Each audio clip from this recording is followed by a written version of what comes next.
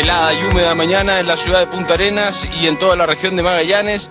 ¿Para qué nos sirve la filosofía? Este bloque maravilloso de poder bajar a algunos autores clásicos, tradicionales, los más leídos hoy día. Hay otros filósofos que están de moda hoy día, ya se los voy a preguntar a Javier, que están vivos y que están filosofando también y entregando propuestas, ideas, conceptos. Seguramente en alguno de los bloques de este ¿para qué nos sirve la filosofía? Lo vamos a conversar también. Hoy día, Heráclito, nos vamos a ir a...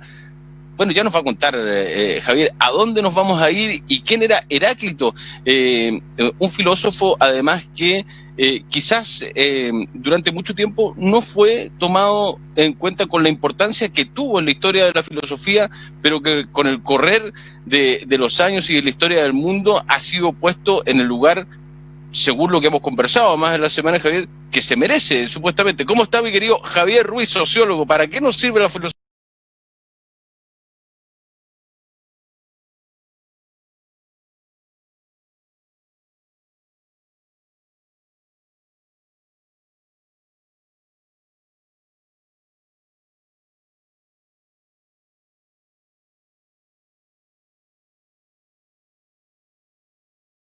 Deja que fluya. ¿Sí o no? Sí. Dejemos que fluya. Eso es profundamente heraclitiano, ¿no? Ya.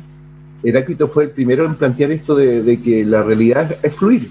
La realidad fluye. No, la realidad no está detenida. Pareciera que está detenida. Los seres humanos nombramos cosas, ¿no? Le ponemos a eso que está ahí, que tiene una estructura fija y algo que parece hojas, árbol.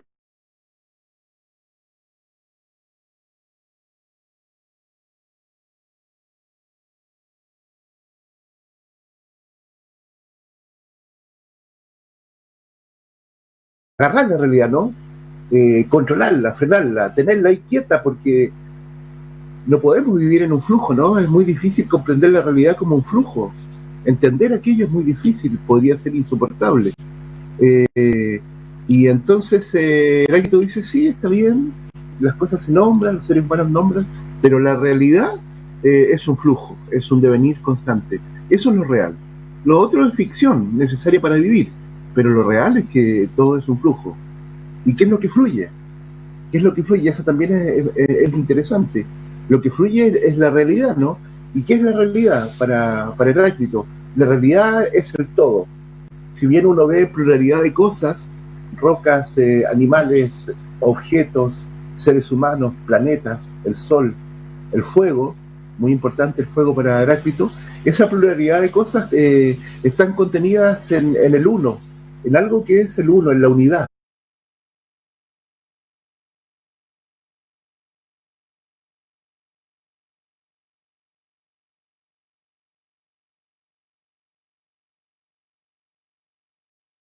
Todas las cosas corresponden a una unidad. Todo es una unidad finalmente. Y de la unidad salen las cosas, de la unidad sale lo diverso, de la unidad sale todo. Y todo vuelve a la unidad. Y es la unidad la que fluye finalmente, ¿no? Esa unidad que es la realidad.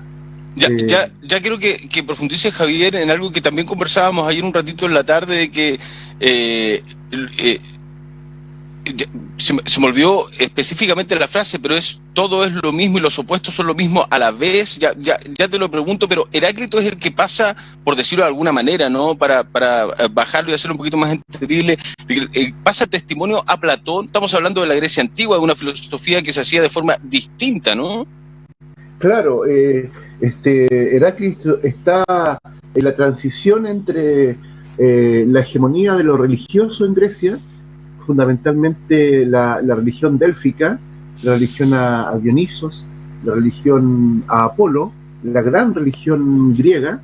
El oráculo de Delfos en Grecia era muy, muy importante. Acudían gente pobre, gente rica, guerreros, reyes, al oráculo de Delfos, donde estaban las pitonisas. Las pitonisas, ¿sí? Les daban consejo a las personas que iban a ver los consejos en forma de metáforas, ¿no? Te contaba ese día el ejemplo de una pitonisa que llegó un rey griego que quería invadir una parte de Persia, y la pitonisa le dijo que si invadía, una gran civilización iba a caer. Él pensó que era la civilización persa y fue derrotado. O sea, fue claro, era su propia civilización. O sea, había que ser bastante clarito para interpretar a las pitonisas, ¿no? Había que interpretar bien. Y había un poco en eso, ¿no? Había sabiduría en las pitonisas. Y entonces Heráclito está entre esa tradición que se está perdiendo y está surgiendo la Grecia clásica con los grandes filósofos, con Sócrates, el gran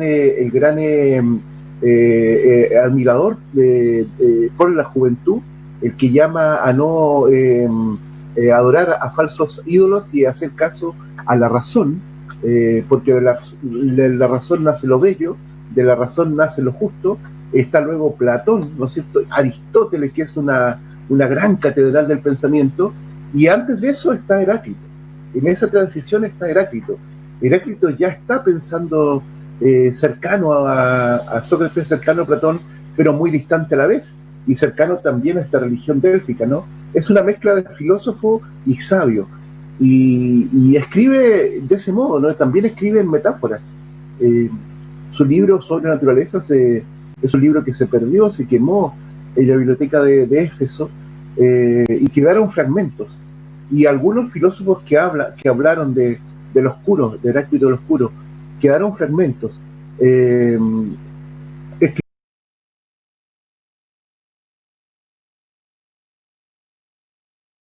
Escribió en cuartillas, en aforismos, un poco complicados de entender, y como tú lo decías en la introducción, durante mucho tiempo la verdad pasó como un filósofo oscuro, hermético, y de pronto fue comenzado a estudiar de manera mucho más seria, y hoy día se podría decir que todo el mundo es heraclitiano. Las distintas escuelas de pensamiento, incluso antagonistas entre ellas, reconocen la herencia heraclitiana, volviendo a su pensamiento, a esta realidad que fluye, ¿no?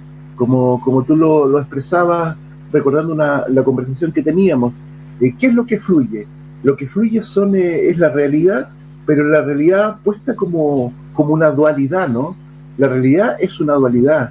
El día y la noche, está todo ahí manifiesto y visible. La vida y la muerte, la felicidad y la infelicidad, lo alto y lo bajo, lo mojado.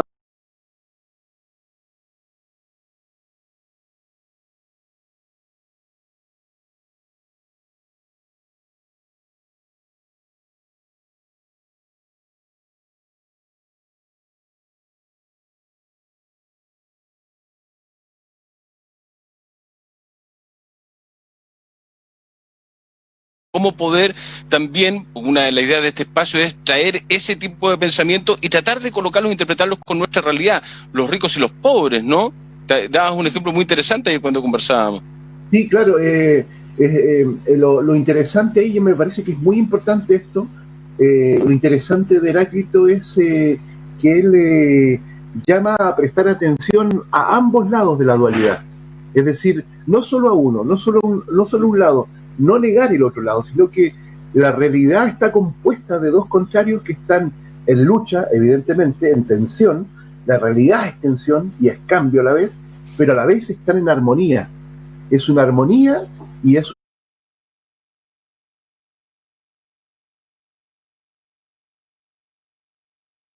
una lucha de los contrarios. Por ejemplo, el ejemplo de la riqueza y la pobreza, llevándolo ya a lo más concreto. Si uno analiza hoy día los discursos de los cuales está hecha la realidad, por ejemplo, el discurso de la riqueza tiende a negar la pobreza, ¿no? Tiende a olvidarla, como un contrario no deseado, ¿no? Como algo a superar, algo que está ahí como algo molesto y que habría que superar, olvidar eventualmente. Lo mismo en el caso de la pobreza, ¿no? La pobreza, también los discursos extremos sobre la pobreza tienden a demonizar la riqueza como el origen de la pobreza, ¿no? Y la pobreza estaría dada por la excesiva riqueza. Y ambos son lo que dice Heráclito, cuidado, dice Heráclito, ambos, riqueza y pobreza, día y noche, vida y muerte, ambos son partes de la realidad y están simultáneamente. Es decir, que en la pobreza está la riqueza y en la riqueza está la pobreza, ¿no es cierto? Muy importante aquello, ¿no? Porque nos permitiría tener quizás visiones más integrales, más globales respecto de la realidad. Pareciera que nuestro siglo XX y el siglo XXI al cual ya estamos mirando tienden a un aspecto de la realidad. Por ejemplo, el tema de la felicidad y la infelicidad. Los seres humanos buscamos la felicidad. Desde que nacemos parece que estamos encaminados a buscar la felicidad material, la felicidad espiritual, la tranquilidad, la estabilidad. Y la infelicidad tendemos a evitarla, ¿no? Pero siempre nos encontramos con la infelicidad. Buscamos una persona, nos enamoramos de alguien, somos felices. De pronto nos dimos cuenta que eso no encajaba y caemos en la infelicidad. Y eso nos frustra. Y nos convertimos muchas veces en seres demasiado infelices, nos caemos al otro extremo, nos olvidamos de la felicidad. Creemos que la felicidad es una quimera, era una ilusión, ¿no? Dice Heráclito. Ambas cosas están ahí, felicidad e infelicidad, en tensión y en armonía. Démosle el espacio que corresponde a cada una de ellas. Buscar el equilibrio, en rigor, Javier, ¿no?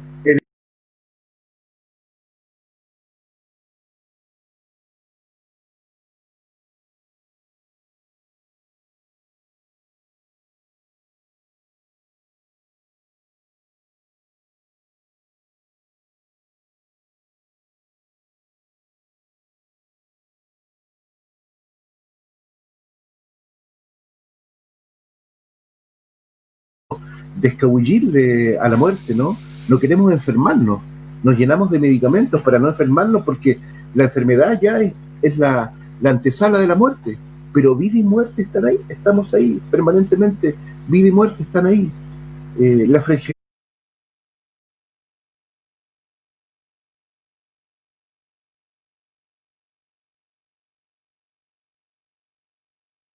fragilidad de nuestro cuerpo, a pesar de la tecnología, sigue siendo lo esencial del ser humano, ¿no?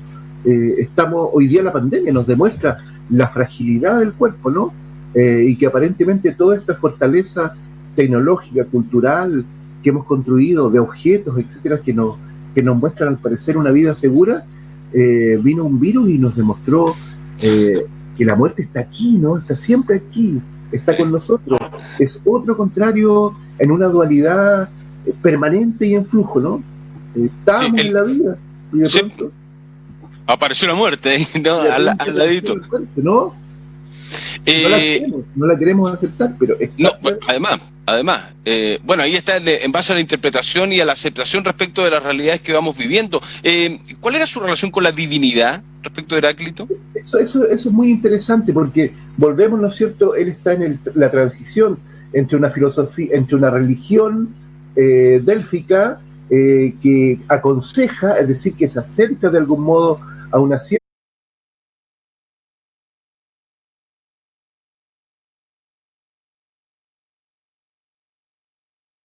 filosofía, y la filosofía moderna que prescinde de Dios, ¿no? La filosofía no es religión, por tanto, el tema de Dios no es en la filosofía el tema central, sino que es el tema de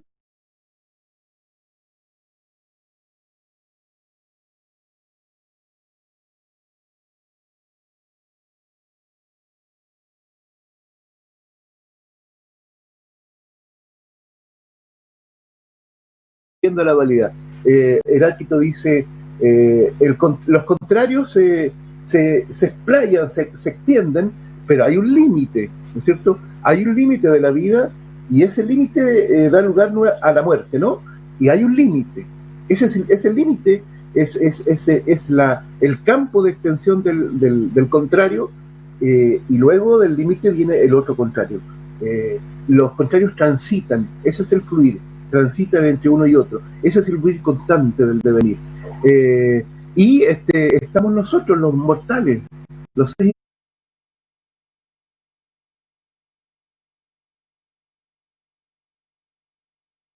imperfectos. Está el límite de lo mortal.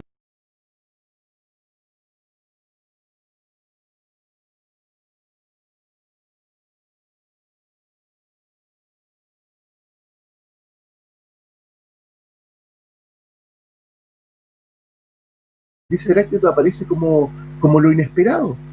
Nuestras vidas son vidas cotidianas, vidas ciertas, vidas rutinarias, vidas mortales, imperfectas, pero de pronto en la vida del mortal aparece lo inesperado, la sorpresa. Eso es lo divino. Eso es lo divino. Ese es el momento que él llama del ayón, le llama. Cuando aparece el rayo, ¿no? Ese rayo que aparece en la oscuridad de la noche, donde el hombre debe estar en vigilia, en tensión, esperando este rayo que caiga. ¿Y qué es lo que hace el rayo? El rayo muestra la dualidad completa, muestra la luz y la oscuridad a la vez. ¡Pum! Es un fogonazo, ¿no? Y en ese momento cabe pensar. Lo mismo cuando aparece lo inesperado en nuestra vida, vendría siendo el rayo. Ese momento en el cual lo rutinario, lo de costumbre se convierte en la sorpresa. Ayer cuando conversábamos de esto, respecto de su vínculo con la divinidad, Javier, buscábamos ejemplos. A ver, ¿dónde aparece en nuestra realidad o en lo contemporáneo esta divinidad, este misterio o este rayo, como lo explica Javier? En algunos atentados fallidos. El atentado a Pinochet, el atentado al Papa Juan Pablo II, el atentado a Reagan y varios otros que han tenido momentos de ¡boom! El rayo, lo misterioso, la divinidad que les ha salvado la vida en algo que era imposible que se hubiesen salvado. Sí, hablamos del atentado a Pinochet, que es lo más cercano que tenemos, ¿no? El atentado al dictador, a nuestro dictador de nuestro país. Era imposible que saliera de ese atentado. Estuvo todo muy bien preparado por el Frente Patriótico. Tenían 5 lanzacohetes Low, tenían 4 lanzacohetes arriba y tenían una en la retaguardia. Yo te contaba que yo he repasado varias veces ese hecho crucial de la historia de nuestro país, y pensaba que no había un lanzacohetes atrás, pero sí lo había un lanzacohetes atrás, esperando algún auto que retrocediera, que fue lo que ocurrió con el auto de Pinochet. Sí. Y este auto retrocede, pero el tipo que tenía el lanzacohetes lo había lanzado antes, porque había salido un comando de uno de los buses, de la minivan, y tiró una granada, y como estaba sin arma, le lanzó el lanzacohetes, lo hizo explotó por el aire el hombre, el comando, y se quedó sin lanzacohetes. Entonces el auto de Pinochet pudo salir de manera muy relativamente fácil. Recordemos que es un auto que es un tanque prácticamente, ¿no? Y el otro lanzacohetes solamente había rajado el techo. Había bajado un guerrillero con una M16 y estaba disparando, haciendo un hoyo. Si lograban, ellos mismos cuentan, si lograban unos 10 segundos más hacer el hoyo, finalmente podía meter la punta del fusil y disparar hacia adentro y matar a todos los que estaban adentro. Y se le acabaron los cargadores, se quedó sin cargadores. El lanzacohetes no explotó. El segundo, porque tenían 2, el segundo lanzacohetes no disparó. No y el funcionó. Que estaba atrás ya había sido disparado. Es decir, ahí está lo que dice Heráclito, ahí está lo divino, ¿no? Lo inesperado.